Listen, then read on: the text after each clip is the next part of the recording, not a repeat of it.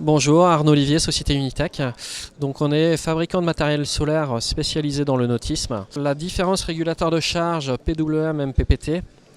Donc un régulateur de charge, en fait, il est là pour reconvertir l'énergie du panneau solaire. Donc ce qu'il faut savoir, c'est qu'un panneau solaire, dès qu'il y a du soleil, la tension du panneau solaire passe de 0 à 18 volts et l'intensité varie en fonction de l'énergie lumineuse.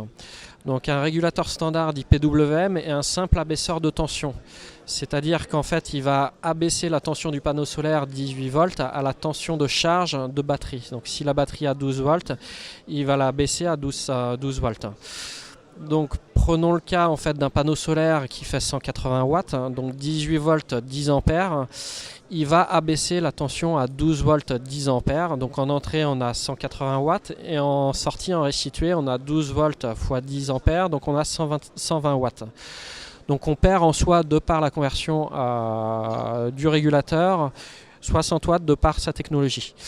L'autre technologie qui est beaucoup plus évoluée, c'est la technologie dite MPPT. Donc là, on n'est plus sur un abaisseur de tension, mais sur un convertisseur de courant. Donc lui, il va travailler de la manière suivante, c'est qu'en fait, il va réguler pareil à 12 volts la tension. Et par contre, étant donné qu'on a 180 watts en entrée, donc lui il va faire 12 volts divisé par 180 watts. Et donc au lieu d'injecter 10 ampères, il va injecter 13-14 ampères. Et donc reconvertir l'excédent de tension non utilisé par le régulateur PWM en intensité de charge. La qualité d'un régulateur MPPT, c'est de vérifier les valeurs en entrée, donc du panneau, parce qu'en fait ces valeurs, que ce soit tension et notamment intensité, varient en fonction de l'ensoleillement lumineuse.